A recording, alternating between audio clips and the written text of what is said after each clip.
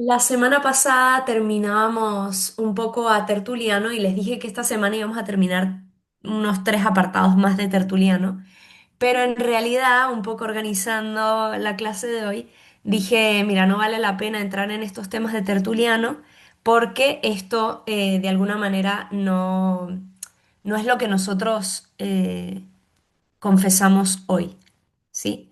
Entonces, para no confundir, sino aclarar, vamos a adentrarnos, vamos a dejar a Tertuliano ahí, nos ayudó mucho, nos encaminó un poco a cómo era la praxis bautismal en esa época y ahora nos vamos a adentrar en la teología del bautismo.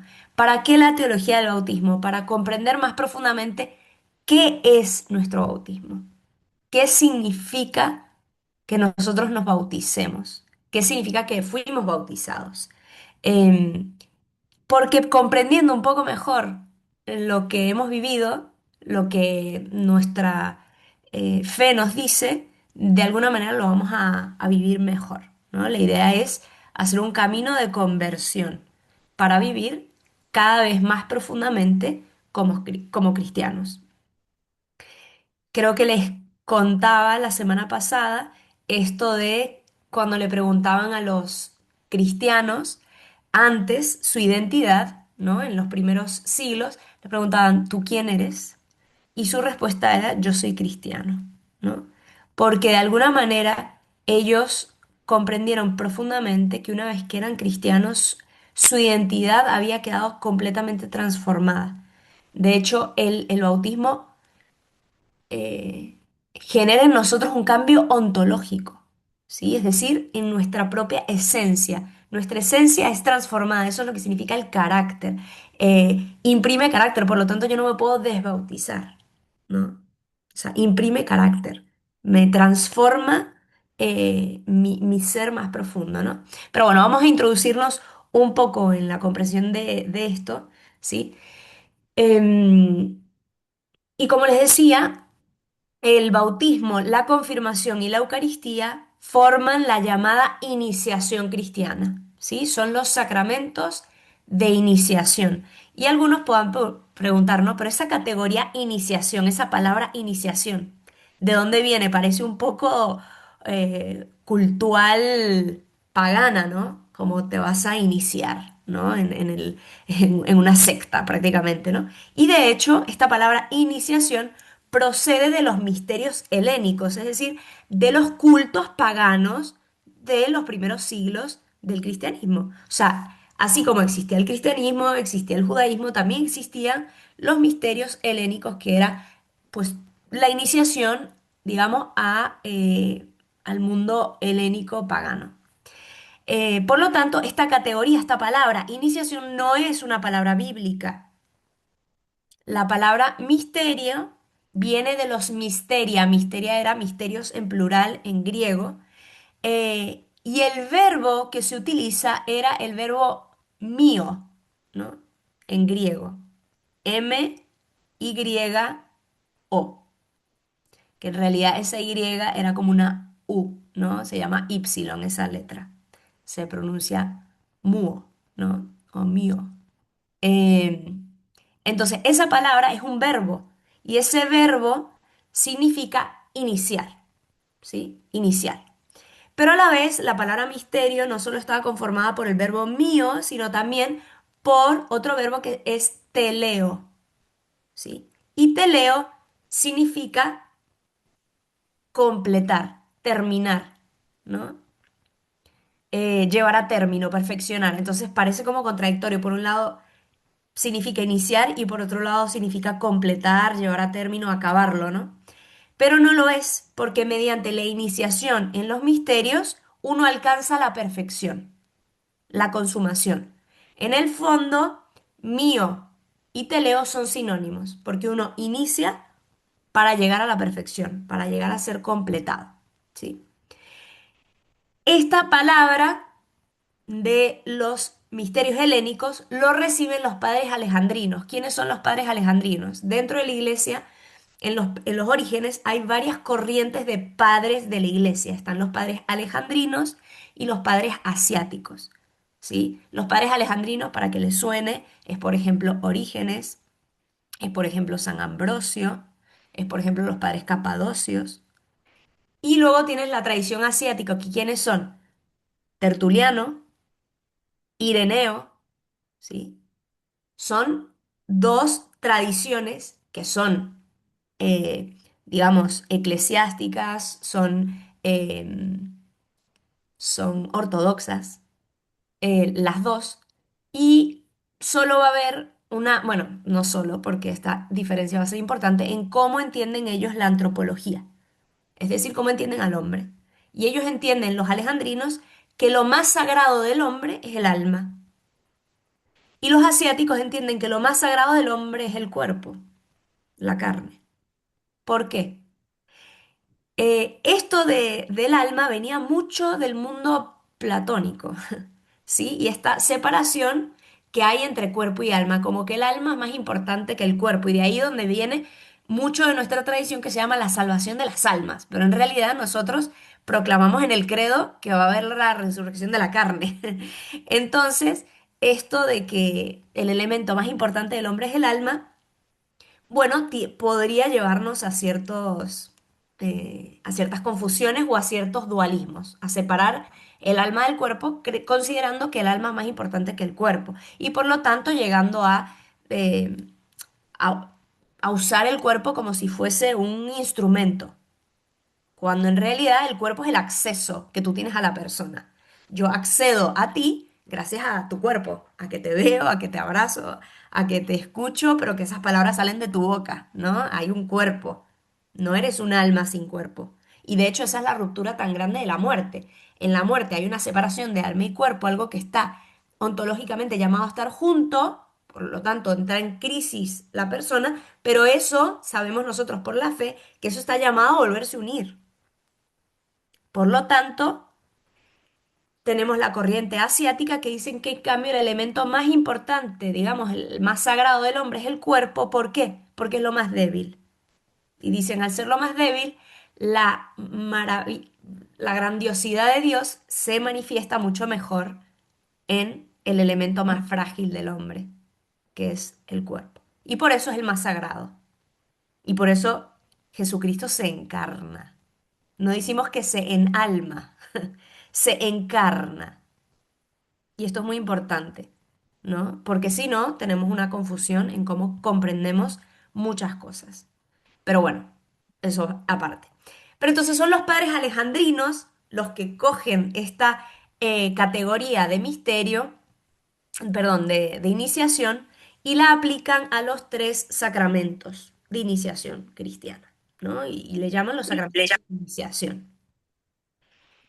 Esta categoría se va perdiendo hasta que en el siglo XIX se vuelve a recuperar para referirse a estos tres sacramentos. Y hoy en día el Concilio Vaticano la hace suya, el Catecismo de la Iglesia Católica la hace suya y el Código de Derecho Canónico la hace suya. Entonces, cuando hablamos de sacramentos de iniciación cristiana, estamos hablando de estos tres sacramentos. Bien, esto como un contexto cultural muy importante para gente bautizada y formada como ustedes. Entonces, ya para adentrarnos, vamos a adentrarnos en el primer punto, que es la relación entre el bautismo de Jesús y el bautismo del cristiano. Es decir, entre nuestro bautismo y el bautismo de Jesús. ¿Hay alguna relación? Porque no sé si a ustedes les pasa, pero litúrgicamente el bautismo de Jesús pasa como por debajo como que no es una fiesta muy importante.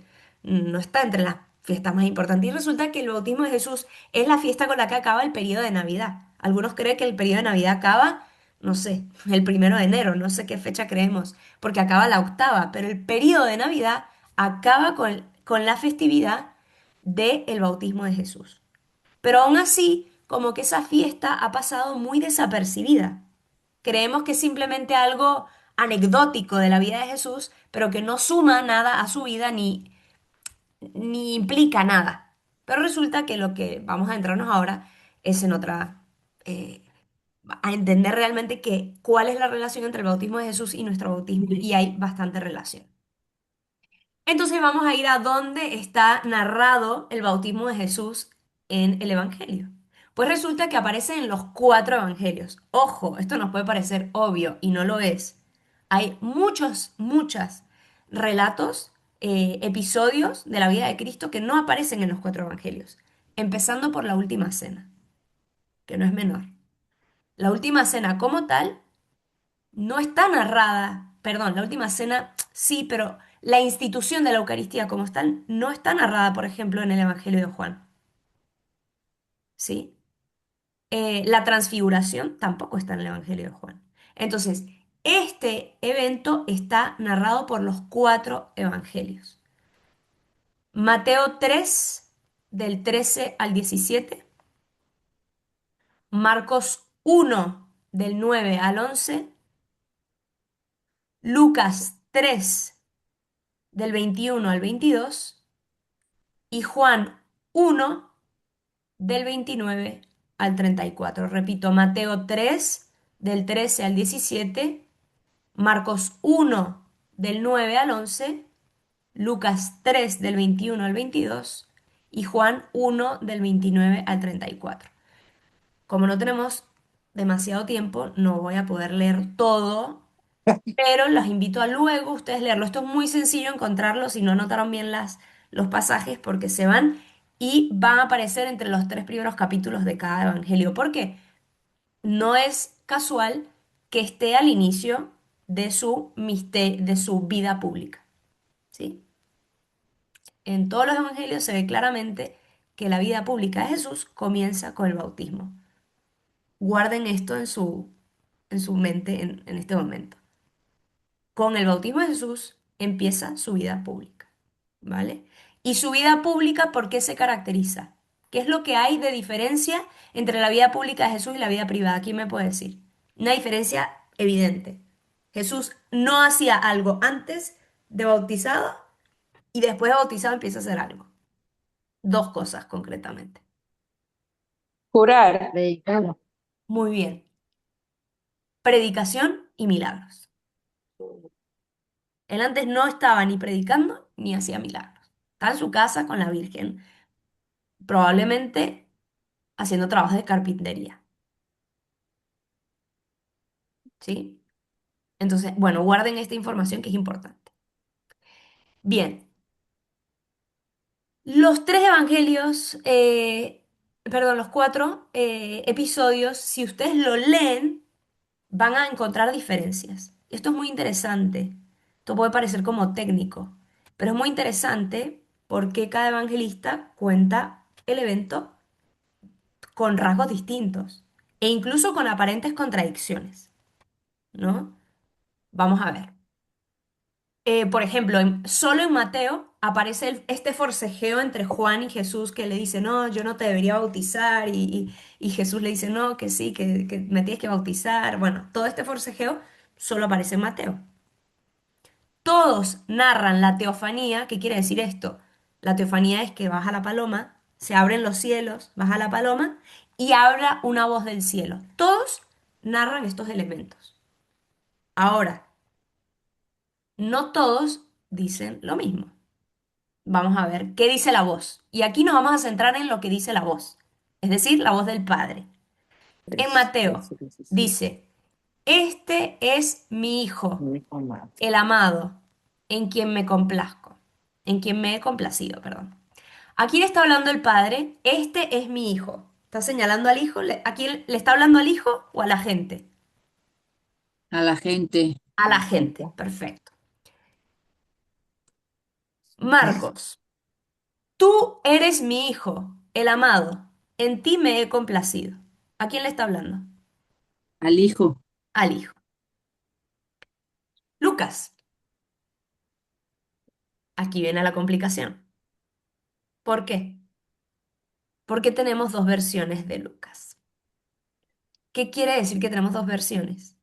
Que en los manuscritos originales antiguos tenemos algunos manuscritos que dicen lo que probablemente dice su Biblia. ¿Quién me lee lo que dice su Biblia? Lucas Tú eres tres mi veintidós. hijo, ¿Tú eres mi tú hijo? eres mi hijo, hoy te he dado a la vida. Ah, muy bien. Eso nos interesa. Ese es distinto. Perfecto. ¿Qué versión de la Biblia es esa? En latinoamericana. Perfecto. Escuchen bien. Tú eres mi hijo. Repite, por favor. Tú eres mi hijo, hoy te he dado a la vida. Hoy te he dado a la vida. La traducción es hoy te he engendrado. Opción uno. ¿Quién dice lo que dice su Biblia? Yes. ¿Alguien tiene algo diferente en Lucas? Lucas.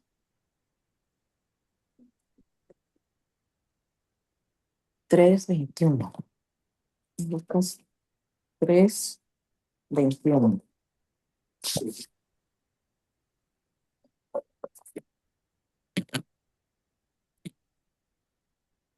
Tú eres mi hijo, el amado.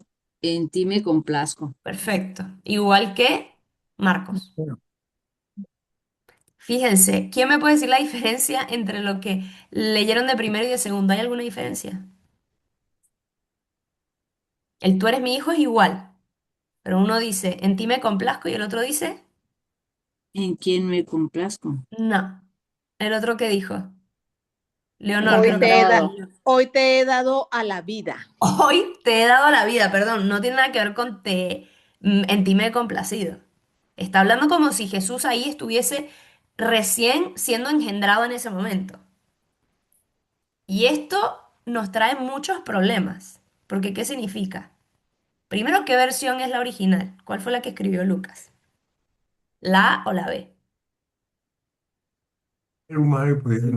Tenemos los dos manuscritos. Mari, Sí, a mí me sale, tú eres mi hijo, hoy te he engendrado, como dice exacto, que es la misma versión, digamos con otras palabras, pero el significado es el mismo que el de Leonor. Muy bien, ¿cuál es tu Biblia?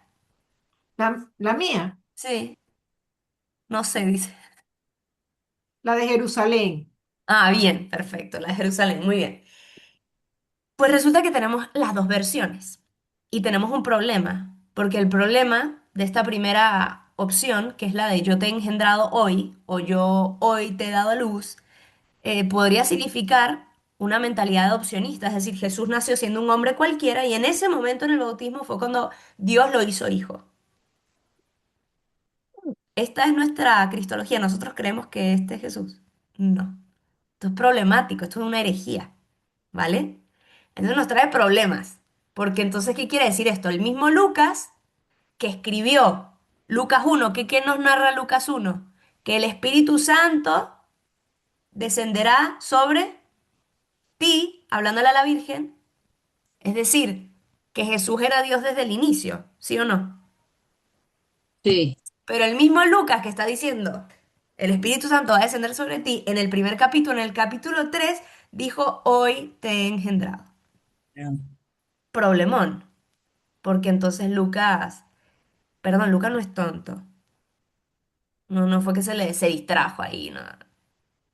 Es de hecho el evangelista más culto y más cuidadoso y el que mejor griego tiene, sabiendo que ellos no hablaban en griego. Era su segunda lengua y lo hace perfecto. Ahora, siempre hay una regla en la interpretación de textos y de manuscritos. Cuando aparecen dos versiones de algo, una regla es, esto es algo muy técnico, pero es importante que lo sepan, que es siempre prevalece la lectura más difícil. ¿Por qué? Porque si yo soy un copista, yo no voy a modificar el texto haciendo una versión más complicada, sino que la voy a simplificar, probablemente. No voy a copiar algo y voy a crearme una teología más complicada, ¿sí? Por lo tanto, ¿cuál es la lectura más probable que sea la original? La más difícil, La es de decir, Lucas. la de yo te he engendrado hoy.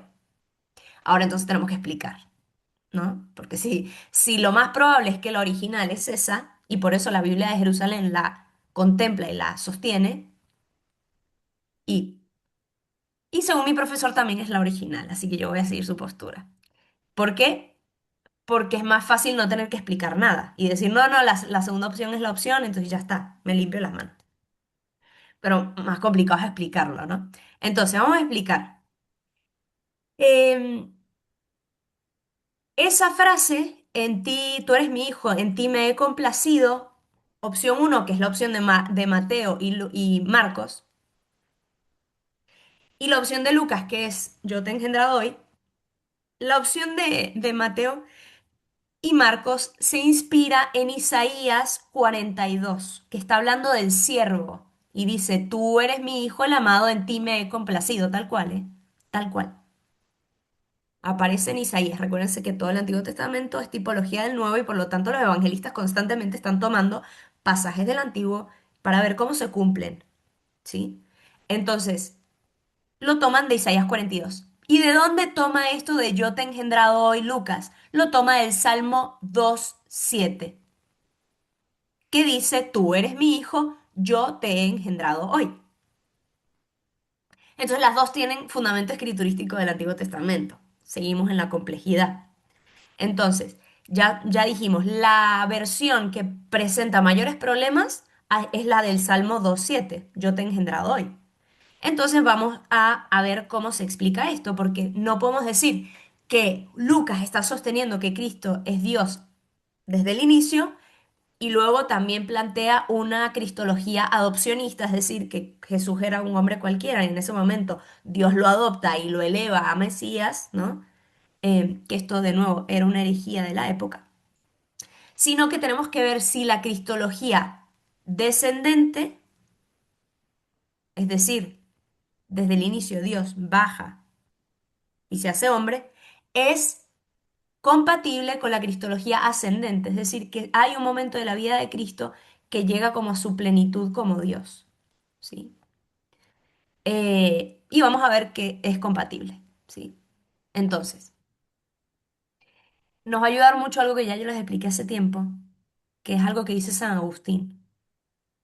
San Agustín dice, y esto nos ayuda para entender siempre en la vida, esto son cosas que Agustín nos enseña sabiduría de vida. Él dice que es diferente el concepto que la expresión de ese concepto, ¿sí? Yo puedo estar pensando en una idea y por eso, por algo existen los sinónimos, porque la misma idea yo la puedo expresar con diferentes palabras, ¿sí? Pero la idea es la misma. ¿Alguien me puede dar un ejemplo? A ver, Lulu, di un ejemplo. Te veo convencida que estás entendiendo, así que dime un ejemplo. No, que bueno, que yo te puedo decir que tu suéter es muy bonito o que tu suéter es lindo o adornado o, Perfecto. ¿no? La idea de fondo es que el suéter es Que tienes estético, un lindo. ¿vale? Perfecto. Entonces, el mismo concepto se puede expresar de diferentes formas. Y él lo que dice, y por eso le llama a lo que se llama verbum vocis, es decir, la expresión, la palabra, y el verbum mentis, lo que tiene en la cabeza, el concepto de lo que tú tienes en la cabeza. Y él dice, lo que es providencial, lo que custodia la verdad, lo que es revelado, es el verbum mentis, no el verbum vocis, no la literalidad de la palabra que se usó, sino el concepto que hay detrás. Por ejemplo, este cambio que dice, bueno, la voz del padre, ¿le habló al hijo o le habló a la gente? ¿Le dijo, tú eres mi hijo o dijo, oigan, este es mi hijo? Pues o sea, el verbo mentis es el mismo, que es que Jesús es el hijo, ¿no? Indistintamente si se lo dijo a la gente o se lo dijo a Jesús, ¿vale? Entonces, él dice, San Agustín dice, la diversidad de expresiones es útil para evitar que lo dicho de una sola manera no se entienda bien y se interprete de modo distinto a como es en realidad. Por eso, cuando alguien se quiere hacer entender, muchas veces dice lo mismo de diferentes formas. Yo lo hago cada rato, ¿sí? O sea, yo repito mucho y lo digo de diferentes formas porque quizás, y más cuando hay un concepto más difícil de entender, ¿sí? Más complejo de entender. Entonces, por lo tanto, es una visión más rica. Y esto, de hecho, son los evangelios. ¿Por qué existen cuatro evangelios y no solo uno? Se dice la misma realidad de Jesucristo de diferentes formas y aún así no lo agotamos. Por eso el último evangelista dice, Aunque se hayan escrito todos los libros en el mundo, no bastaría para decir todo lo que se puede decir de Jesucristo. ¿Qué quiere decir esto? Que no queramos, después de los 15 años del curso de Biblia que estamos haciendo, haber entendido a Dios, porque no lo vamos a lograr. O sea, si alguien tiene el propósito de, uy, ojalá que, bueno, al menos en 15 años vamos a terminar esto, y ahí sí que voy a saber, no, o sea, ya les, como dirían en México, ya les aplasto su gansito, ¿no? O sea, les daño el pastel, porque no va a ser así, ¿sí? Al contrario, vamos a tener ojalá más sed y más hambre. Espero que no acabemos frustrados, ¿verdad? Bien, entonces, lo... Bien, entonces, esto no nos soluciona el problema del Salmo 2.7, porque el Salmo 2.7 no es solo un verbum vocis diferente, es un verbum mentis diferente, ¿sí? O sea, es una idea diferente de decir, en ti me he complacido a yo te he engendrado hoy. Son dos cosas diversas, no es lo mismo. Entonces, ¿cómo lo podemos entender? Y aquí sale a nuestro rescate San Ireneo. Para los que no hayan entendido la indirecta, somos irenianos, tradición asiática, ¿vale? Quien no ha agarrado todavía la nota, aquí se las dejo. No, mentira. Cada quien elige lo que quiera. Yo tiro más hacia Ireneo. Bien, entonces, para todos los cristianos de la época, el bautismo de Jesús en el Jordán es algo constitutivo. Es decir, algo sucede, no es simplemente algo declarativo, es decir, una anécdota, algo que le pasó a Jesús. No, no, algo pasa ahí. Es decir, lo constituye. Algo constitutivo es que algo sucede en su constitución, ¿no?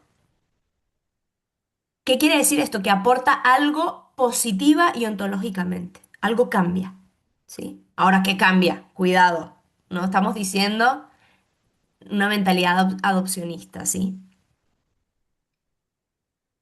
Según los alejandrinos, en el Jordán, el alma de Jesús es ungida. Esto nos trae un problema, ¿no? Porque eh, Santo Tomás luego desarrolla esto y él dice que desde el inicio ya el alma de Jesús, recuérdense que una persona de carne y hueso, como todos nosotros, tiene alma y cuerpo. El verbo, es decir, Jesús, no Jesús, perdón, el verbo, el Hijo, se Ujú. encarna con la totalidad de lo que es una persona humana, que es un alma y un cuerpo. ¿Qué quiere decir esto? No es que el verbo sustituye al alma y entonces Jesús se encarna directamente nada más en un cuerpo, sino que toma el alma también, ¿sí? O sea, todo, se encarna en la totalidad de alma y cuerpo. Y por eso entendemos la crisis de Getsemaní, donde su alma humana se resistía y Jesús, en su voluntad divina, decía, pero aquí estoy, hágase tu voluntad. ¿Qué significa esto? ¿Que Jesús tenía dos voluntades, la humana y la divina? Sí, porque Jesús era hombre y Dios. Habían dos voluntades en Cristo. Y la voluntad humana va aprendiendo. Nunca va a pecar, porque, pero tampoco, a lo que voy es como, a veces somos un poco, consideramos como que la humanidad de Cristo en realidad no era una completa humanidad, sino que agarró Jesús, digo, el verbo y la poseyó. Y esa humanidad como que no tenía las típicas tendencias que podemos tener nosotros, pero por algo al inicio de la cuaresma hubo tentaciones. Y Jesús fue tentado realmente. Es que si no tuviese voluntad humana, qué tentación ni qué nada. O sea, le baila al demonio. O sea, no sé cómo decirles. O sea, no le afectaría nada. Pero por algo le afecta. Porque es plenamente hombre. Esto es muy difícil de entender para nosotros, pero es así. Entonces, ¿qué pasa? Que los alejandrinos dicen, bueno, lo que fue ungido fue el alma de Jesús. Pero los asiáticos dicen, no, lo que fue ungido fue el cuerpo, porque el alma estaba ungida desde el nacimiento, desde la encarnación. ¿Sí?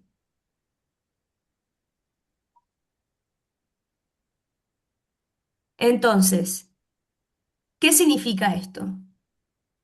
Si se acuerdan, justo después del bautismo en el Jordán, aparece Jesús, ¿dónde?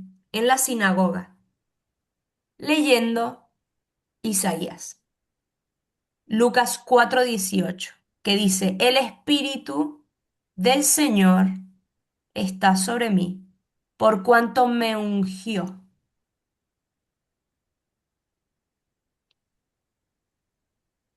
¿Qué significa esto? Para Ireneo, lo que ocurre en el Jordán es que Jesús empieza a tener experiencia en la carne y no solo en el alma de la visión beatífica. Es decir, ya él está en contacto con el Padre. De nuevo, voy a decir esto de muchas maneras para que lo podamos entender, ¿vale? Muchos verbum vocis para un mismo verbum mentis. Para Ireneo, Jesús es Dios desde la concepción, desde el momento en que el Espíritu del Señor baja sobre la Virgen María, ya el Verbo se encarnó. Pero la carne de Jesús todavía no era capaz de realizar las operaciones divinas. Les pongo un ejemplo. No es lo mismo ser que hacer. No es lo mismo un niño. ¿Es un ser humano? Claro, obvio que Sí, no. Nadie me va a decir que no. Pero un niño puede hacer todas las operaciones de un ser humano. no, no, Puede tomar una decisión, un bebé. Puede no, hacer un acto de fe. no, No. Por lo tanto, ¿es lo mismo ser que hacer? No. no, Jesús, desde la concepción, era Dios en su ser. sí, ¿Podía hacer las obras de Dios? no, Según Ireneo, no. ¿Cuándo empieza a ser esto posible? ¿A partir de cuándo? Del bautismo.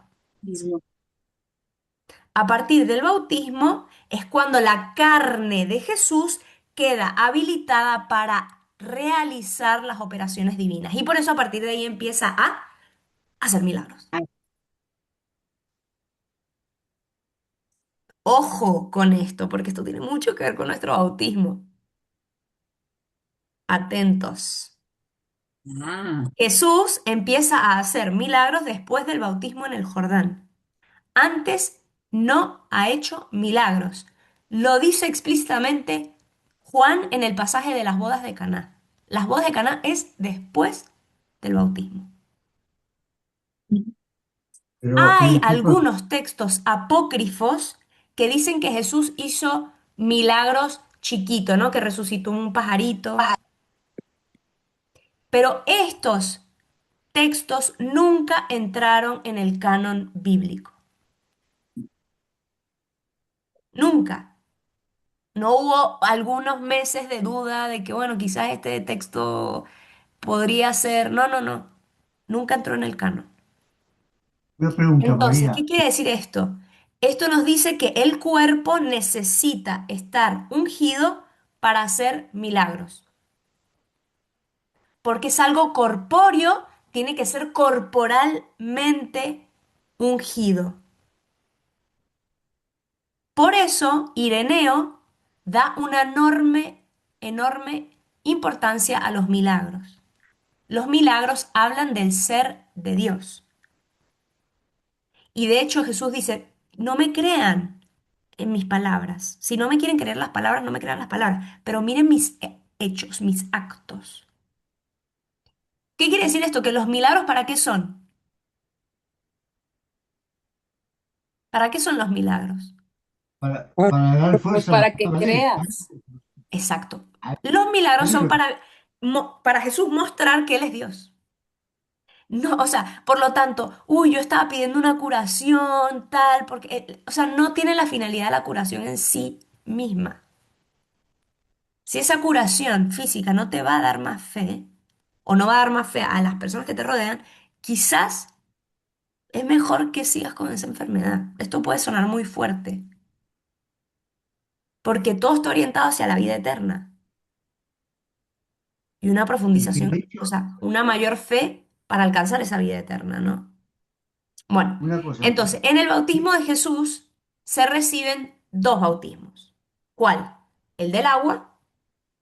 Y el del Jesús es espíritu. sumergido en el agua, pero también es bautizado por el Espíritu. La paloma baja y se posa sobre él. ¿Sí? Hay dos bautismos. Por lo entonces, disculpa, tanto, hay que ver, perdón Luis, dime. ¿cuál sería entonces el sentido del primer bautismo si te importa? El verdadero bautismo es el de Dios, cuando le impone Dios su propia divinidad, ese decisivo de... Pero por entonces, ¿qué sentido tiene el primero? Porque ese es para nosotros los humanos corrientes, pero ¿qué sentido tendría el primero? Si Justo es verdad. eso es lo que vamos a hablar ahorita, ¿no? ¿Qué significa el bautismo de agua y qué significa el bautismo del Espíritu? Que, ojo, son dos bautismos, pero que ocurren en Jesús en el mismo momento, ¿eh? Jesús entra en el agua, sale y llega el Espíritu Santo, ¿no? Pero a lo que voy es que hay como dos momentos. Entonces vamos a ver qué significa. El del agua parece que entendemos. Ya no se me adelanten. Ya me están preguntando, ¿y nosotros? ¿Y qué no? Pero espérense, hay un camino. Paciencia. Igual ni siquiera sé si hoy vamos a llegar a nosotros. Primero tenemos que entender bien a Jesús y luego veremos qué llega a nosotros, ¿no? Preguntas al final. Pasito a pasito. No, no, está perfecto las preguntas, pero vamos a llegar. Muy bien. Perfecto porque están conectados hacia donde estamos caminando. Está perfecto. Bien, entonces, el bautismo de agua era para la remisión de los pecados, pero entonces tenemos un problema porque Jesús no tiene pecado. Entonces, ¿necesitaba el bautismo de agua? Ahora, tenemos varias respuestas sobre esto. Está uno, la respuesta clásica, que es que no lo recibe, perdón, que recibe no porque lo necesita, sino para él santificar las aguas. Cuando los santos se ponen en contacto con pues lo santifica, o sea, digamos, el elemento mayor invade al elemento menor, ¿sí? Es como si ustedes agarran una copa de vino y le tiran un poquito de agua. ¿El vino se hace agua o el agua se hace vino? Pues el agua se hace vino. El elemento menor entra y se hace el mayor, ¿no? No en todos los casos, obviamente. Si yo agarro muchos frijoles y lo mezclo con un frijolito blanco, pues el frijolito blanco sigue siendo sí mismo. Depende del elemento, ¿no? Que sea permeable y demás. Pero bueno, en el caso del vino y el agua, sí. De hecho, luego no lo puedo separar. Yo no puedo separar el vino y el agua. Eh, no se puede separar. Pero bueno. Em, San Ireneo, ¿qué dice? El cuerpo de Jesús en este momento empieza a ser ungido en el Jordán. ¿Qué quiere decir? Es un proceso. Ireneo es el maestro de los procesos, ¿no? ¿Qué dice? El cuerpo de Jesús empieza a ser ungido en el Jordán. Es decir, es como si fuese una plantita. Empieza a hacer milagros y a tener las capacidades y las potencias de Dios, pero llega a su plenitud, termina de ser ungido plenamente en el momento de la ascensión. Y ahí la carne humana de Cristo es completamente divinizada, completamente tiene la potencia de Dios y por eso puede llegar a sentarse en el trono de Dios. Y a partir de este momento hay carne humana en el seno de la Trinidad. Esto es muy fuerte. A partir de la ascensión, ¿vale? Entonces, ¿qué pasa? Hasta el Jordán, Ireneo dice que el cuerpo de Jesús es un cuerpo humilde, pasible, ¿sí? Lucas 1:35, es decir, el Espíritu del Señor va a descender sobre ti, Virgen María, no es incompatible con yo te he engendrado hoy de Lucas 3. ¿Cómo se resuelve? Se resuelve que desde el nacimiento, desde la encarnación, Jesús es Dios según el ser y a partir del Jordán lo será también según el hacer, las operaciones divinas. ¿Sí? En Isaías 11 dice en verbo futuro, y descansará sobre él el Espíritu de Dios. Esto sería propio de Lucas 1. Y luego dice en Isaías 61, 50 capítulos después, el Espíritu del Señor está sobre mí, que es lo que de hecho Jesús dice en Lucas 4:18 en la sinagoga. Ahí se los adelanto para los que ya estaban preguntando, ¿y nosotros? Nosotros, al ser bautizados, somos partícipes de la naturaleza divina en Jesús y por ello podemos realizar acciones divinas. Gracias al bautismo, nosotros también podemos realizar acciones divinas.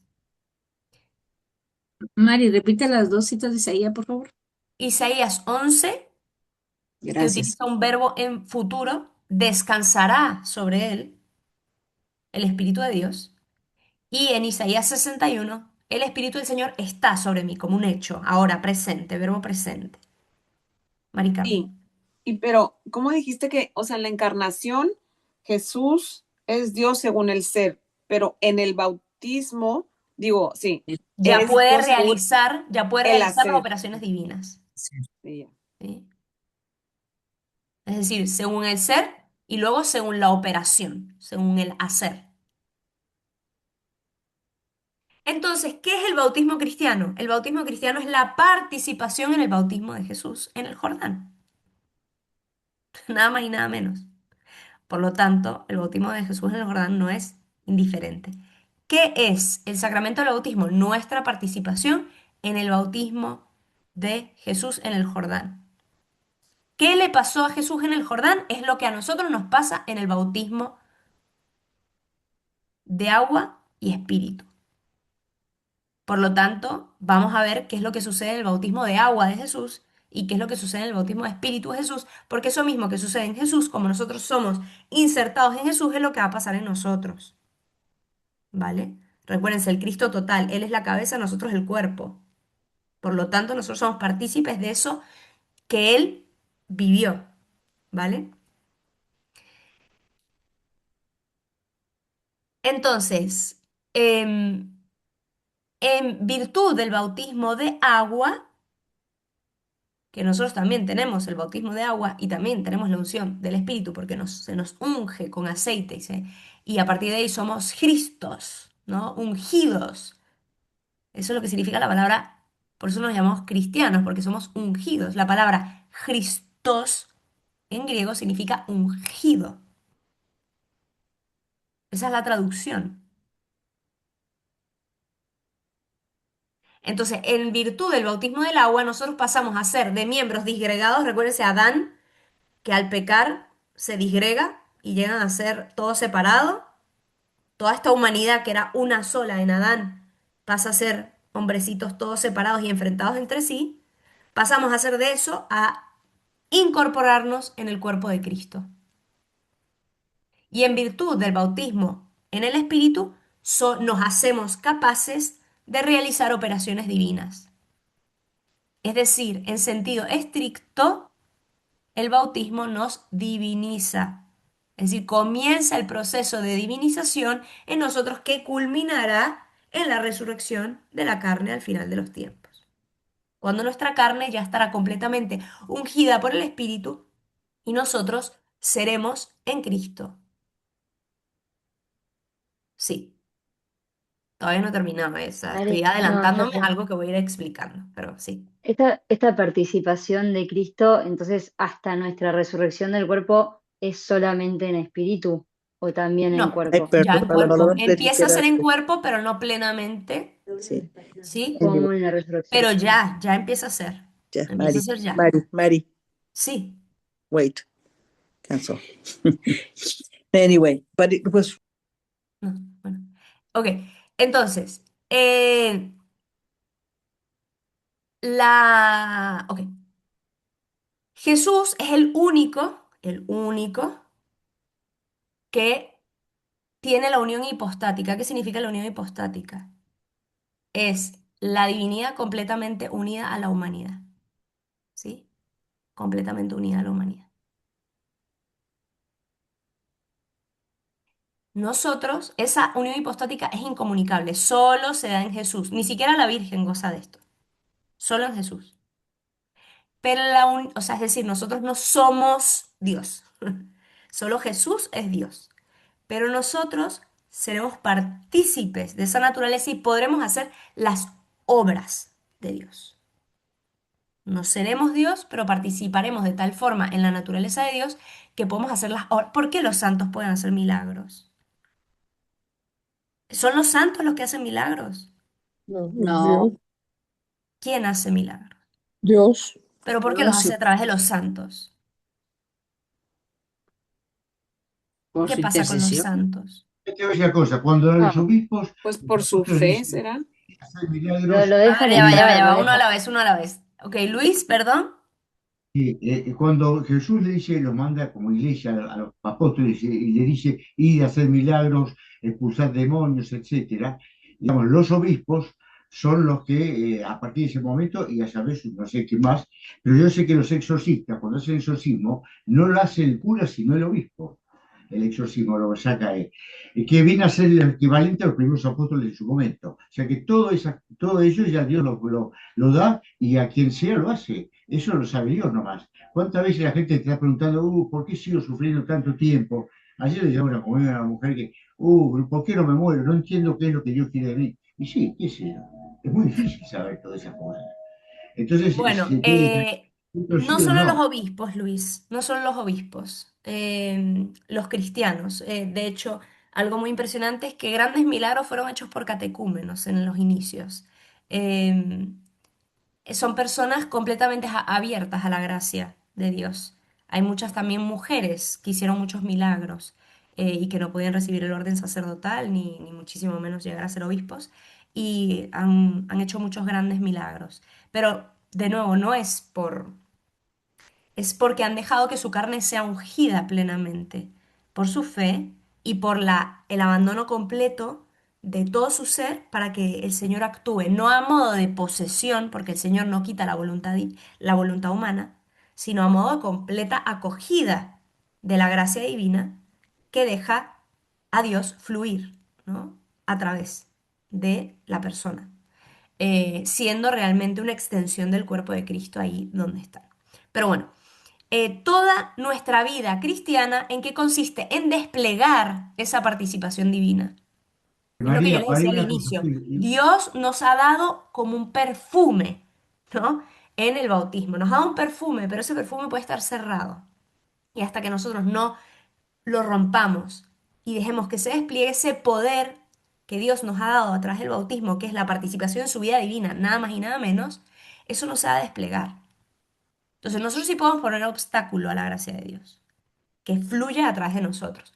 O no. Y eso lo podemos ver claramente en personas, seguro no solo en historias de santos, sino en personas que nos rodean, que hemos visto que dejan fluir la gracia de Dios. Y también seguramente lo hemos comprobado en nuestra propia vida cuando no le hemos puesto obstáculo y Dios ha obrado, ¿no? Y hasta te asombras porque dices, es obvio que Dios es el que está obrando porque yo conozco mi barro y sé que esto que sucedió no fue obra mía, ¿no? Eh, pero bueno, el bautismo cristiano entonces es el inicio de un camino que tiene que ir creciendo a lo largo de toda la vida. Este camino, este despliegue, o crece o decrece, no es estático. O crecemos en la vida divina o decrecemos. Consiste en el fondo en participar cada vez más profundamente en el bautismo de Jesús, en el Espíritu. El único que podía recibir la unción del Jordán es Jesús, porque Él es el único que tiene el ser divino. La unción presupone el ser divino. Pero nosotros, como nos unimos a Cristo, podemos participar en la operación divina. ¿Por qué? Porque nos apoyamos en el ser divino de Cristo al que pertenecemos. Ojo. Por lo tanto, la fuente de la divinidad es Él, no soy yo. Yo en cuanto injerta en la vid. Por eso Jesús dice clarísimamente, es que ahora todo esto se nos ilumina clarísimamente cuando Jesús dice, sin mí no pueden hacer nada, pero quien permanece en mí dará mucho fruto. Quien se apoya en la unión hipostática de Cristo, es decir, en su ser divino, puede realizar las obras de Dios. Esto es muy fuerte. Él es la fuente de la vida divina. Entonces se presenta así el bautismo cristiano, que se dice en el nombre del Padre, del Hijo y del Espíritu Santo, como una participación en la obra de Dios, en la obra regeneradora de Dios, del bautismo de Jesús. Jesús, por lo tanto, se adelanta como hombre, ser humano, ungido por el Espíritu del Padre, a lo que experimentarán luego todos sus hermanos, nosotros. Por eso nosotros tenemos también esperanza en la resurrección, porque Cristo ya ha resucitado y como nosotros somos parte de su cuerpo, nosotros sabemos que estamos llamados a la resurrección. Pero también como sabemos que estamos llamados a la resurrección, ojo, porque para llegar a la resurrección pasamos por la pasión, ¿eh? A veces queremos llegar a vivir como resucitados sin pasar por la crucifixión. Pero tampoco es sano vivir como crucificados sin esperanza en la resurrección, como si la vida cristiana fuera puro sufrimiento, ¿sí? Pero tampoco podemos adelantar la resurrección, ¿no? O sea, es la paradoja del cristianismo. Entonces, en el bautismo cristiano, el fiel participa del bautismo del agua y del espíritu. Se hace capaz de actos divinos. ¿Cuáles son los actos divinos? Fe, actos de esperanza y actos de caridad. En esta vida, para que en la próxima vida lleguemos a participar de la caridad del Padre. Lleguemos a amar como el Padre. Y esto nos ayuda mucho la parábola del hijo pródigo se leyó el sábado. Vámonos, voy a apagar esto. La parábola del hijo pródigo que dice, ponen al hijo menor, al hijo mayor, y entonces nosotros nos debatimos quiénes somos nosotros, si el hijo menor, si el hijo mayor, depende de la época del transitar espiritual en el que me encuentro en el hijo mayor o en el hijo menor, y a veces en los dos, que es lo más complicado, ¿no? Porque a veces nos vemos exactamente en los dos en el mismo momento y dices, mi vida no puede ser tan contradictoria, ¿no? Pero resulta que nosotros no estamos llamados ni a ser el hijo mayor ni el menor. El final del camino es llegar a ser ¿quién? El Padre, como el Padre, ¿no? Pues en la próxima vida estamos llamados a amar con ese amor. ¿Qué es lo que dice Ireneo? Ireneo dice, si la carne de Jesús es plenamente humana, la adaptación de esa carne de Jesús al Espíritu de Dios no es repentina, no es algo mágico, no es, y ya, la carne de Jesús es capaz de milagros, no. Esa carne se va preparando y de hecho lleva siglos preparándose la carne humana para que sea capaz de recibir al Espíritu. A ver, repite otra vez eso, porfis. Que la adaptación de la carne de Jesús, o sea, es decir, la carne de Jesús es carne humana, como la Sí. tuya y la mía, pero esa carne tiene que ser preparada. ¿Para qué? Para recibir la potencia del Espíritu de Dios sin que esa carne muera en el instante o quede como explotada, ¿no? Es como si a un globito agarras y le metes 30 toneladas de aire. Como que va a explotar el globito. El globito lo tienes que ir preparando. Lo tienes que meter en sal con agua y hacer que el hule, ¿no? Cada vez se pueda ir ensanchando más. Bueno, lo vas preparando. La carne humana lleva siglos preparándose hasta que llega el momento de la plenitud, que es el nacimiento de Cristo. Y aún así, esa carne necesita como una ulterior preparación, esos 30 años de la vida escondida, que es la preparación de esa carne, es seguir preparando esa carne para recibir exactamente. Y Eso. también, Como a dice lo aquí mejor, Lulu, Adán tam- también, de hecho Adán estaba pensado para la gloria. Pero a Adán, ¿qué le pasó? ¿Qué le pasó a Adán? ¿Por qué Adán? ¿Cuál fue su pecado? Debilidad. Desobedecer. No, la fe Cayó, no creyó en lo que Dios le había dicho. no, cayó en tentación. No no. se esperó a que lo preparara Dios. No se Exactamente. esperó. Y se impacientó. El pecado es de impaciencia. Se impacientó. Quiso rápido que su carne estuviese preparada. Es lo que nos pasa, ¿eh? Porque yo quiero ser santa, pero hoy. Yo ya no quiero pensar mal en nadie. Yo ya quiero ser santa hoy. Y me impaciento. Es lo que le pasó a Lutero también. Se impacientó. Se confesaba a cada rato y decía, siempre sigo pecando, la gracia de Dios no sirve para nada, es lo que nos puede pasar a nosotros. Y yo que voy a misa, y yo que me confieso, y yo que voy a clase de Biblia, y que me vengo calando esta clase 5 años y tal. Y no, y sigo ahí. Bueno, el Señor está preparando nuestra carne. A lo que voy es que esa adaptación de la carne de Jesús, que es carne humana, esa adaptación al Espíritu de Dios no es repentina, se va preparando. Incluso tanto es así que en el Jordán no es que llega a ser ya ¡pua! Plenamente glorioso. Llega a ser ya glorioso, pero no plenamente. Y de hecho de esto vemos un germen de la gloria, lo vemos en el Tabor. Lo vemos brilloso, pero todavía esto es lo que está llamado a ser este cuerpo, pero todavía no. Se manifestó en el Tabor lo que iba a ser, pero todavía no. Llega a ser plenamente glorioso en la ascensión, cuando su cuerpo entra en la gloria. Ya es difícil de entender, ¿no? Porque siendo Dios podía, o sea, podía haberlo hecho desde antes, ¿no? No tener una Pero preparación entonces, que exige la humanidad, Pero, ¿no? pero hasta, el tema hasta, aquí es lo humano. El tema Ujú. aquí es el compromiso de Dios con lo humano. Que tanto amó Dios al mundo que mandó a su Hijo único. No para juzgar al mundo, sino para salvarlo. Dios que se adapta al hombre. Dios que aprende a ser hombre. Aunque esto nos parezca escandaloso. Dios va acostumbrando al hombre a ser Dios, él acostumbrándose a ser hombre.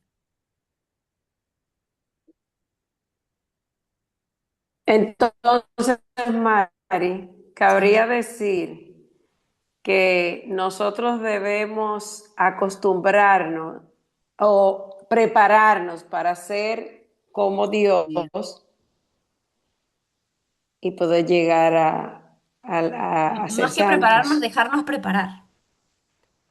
Y O ahí sea, el papel protagónico del exacto. sacerdote. Una vez alguien me dijo en ese afán que yo tenía, ajá, ¿Sí? ese afán que yo tenía de que quiero ser, pero sigo pecando, me dijo, tienes que bajarte, dejar que el Señor sea el que suba y después tú verás los cambios.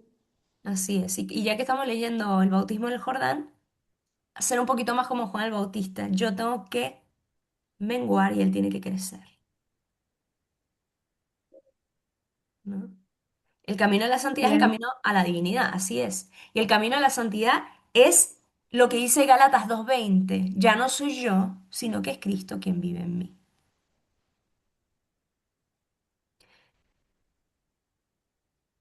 El Espíritu obrará en los creyentes lo que había hecho en Jesús.